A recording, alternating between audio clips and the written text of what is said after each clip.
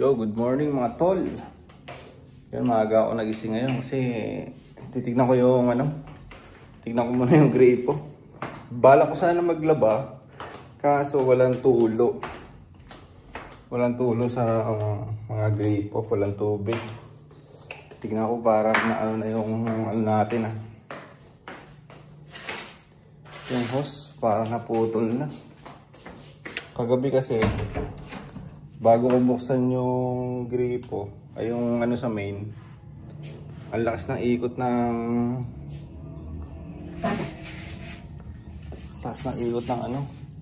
ng metro niya. Ngayon nakapatay lahat yung mga tubig dito. Titignan ko doon kung umiikot pa siya kahit nakapatay mga dito. So pagka ganun, ibig sabihin ay may butas o diba sa daanan. Wait. So yung mga tol, dito kasi yung ng hose natin yan, nakabukas kasi siya na ganyan. So hindi natin alam kung may butas na yan. Sa palagay ko wala pa naman kasi walang bula-bula yung yung tubig na to. Doon yan sa labas yung hose natin. Pag ganun, nandun sa labas. So hindi natin alam kung may tagas doon na malakas kaya hindi dumarating sa ating tubig, tapos malakas yung ikot doon sa labas sa may metro. Tignan na muna natin. Tara. So mga tol, dito na ako sa labas. Ayun lakas nga ng ikot.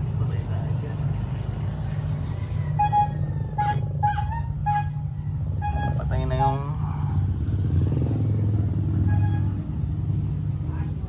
ng ikot dito. Hindi natin alam kung saan siya nakapatay ang tubig dun ayaw umakyat sa bahay.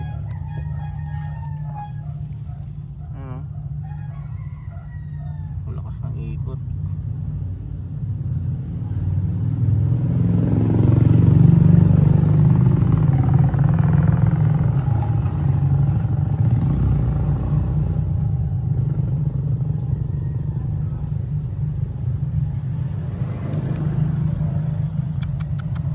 Tayin muna natin.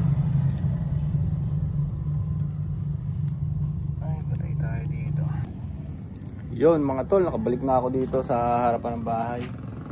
Yan, tinignan ko yung tubig doon sa main kanina, sa may metro doon sa labas. Ay, napakalakas ng ikot. Pero wala naman dumarating na tubig dito. Pagising ko kasi kanina, binuksan ko na yung gripo. Walang tubig. Napansin ko kagabi umiikot yung doon. Ang lakas ng ikot ng metro doon. Ibig sabihin kagabi kagabi pa yun. Kasi bago ako kagabi umuwi, ko na siya, binuksan ko na yung metro. Saan kaya nang gagaling yun? Hindi ko kasi alam kung dito yung butas o doon May naka-ready pa naman na doon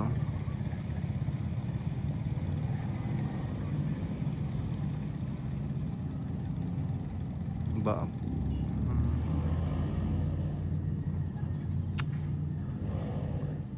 Nagpapala-pala pa naman dito nakaraan si Bap, Nagpapala-pala siya, mamaya napala niya Ay, wala naman siguro dito sa may harapan kasi siya hindi naman siya ganun walang bula, wala naman bula-bula paano kaya tayo makapaglaban na ito? Maglalaba nga sana ako mga tol kaya medyo maaga na naman ako nagising kaso walang tubig. Ang ganda pa naman ng gising ko, maglalaba ako. Putik na yan. Wala nakapatay lahat ng mga gripo.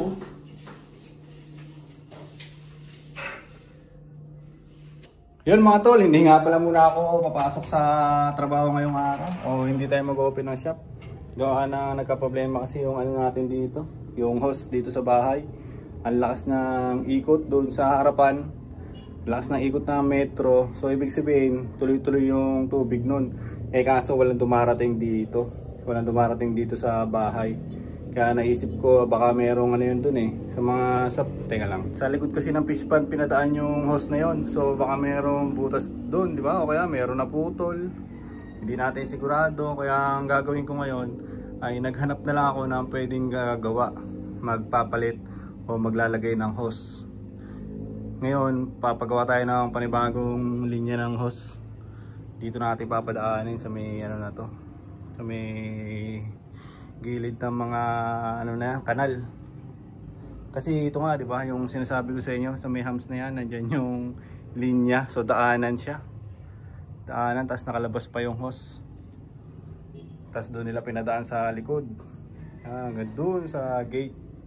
Kasi nandun yung ano eh. Nandun sa gate yung main natin. So bibigay muna ako ng 3,000 doon sa gagawa. Kasi gumagawa siya ngayon dito eh.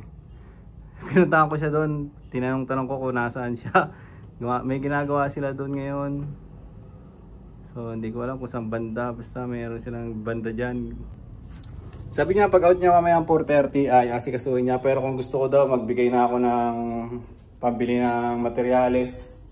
Kahit 3K, i-receivean na lang daw niya. So yun, bigyan na tayo ng 3K para wala nang usapin, di ba? Bigyan na tayo ng 3K para mapagawa natin yung host natin. Para hindi ko na rin pinapatay-patay doon. So yun muna mga tol, yun yung update sa nangyari sa atin ngayong araw. Di muna ako mag-open na shop. At antayin ko sila matapos. Antayin ko mag 4:30. So ngayon, bibigay ko na muna to. So yun mga tol, dito na agad tayo sa bahay.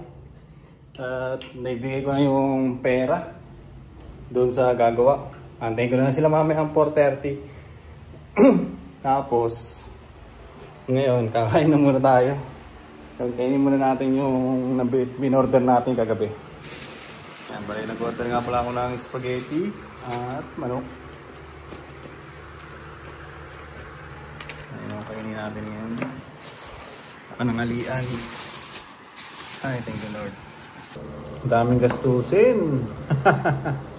Daming gastusin. Mali-5,000 na naman tayo ngayong araw. Kasi sa materyales 3,000, tapos yung gagawa, yung labor 2,000 daw. Yung mga tol, kakauwi nga lang nila utol at nagkuha sila ng benta ng shop. Kakauwi lang nila ngayon, tapos yun, ginagawa lang nga yung pinapagawa natin na ano, na hose. Silipin muna natin sila. Ayun, gumagawa ng hose mga tol. Dito na pinadaan sa gilid. Sila utol, nakauwi na nga rin. Alis lang. Diba kasi dati dito pa yung host natin eh, ngayon di na. Sa may kanal na nila pinadaan. 10K, malinis na naman mga tol. 10K malinis. Pahinga muna tayo, pagod ako. Galing din kami ng shop eh. Galing din kami ng shop. At nagkuha rin sila mga stock doon. Dala pa sila mga donut.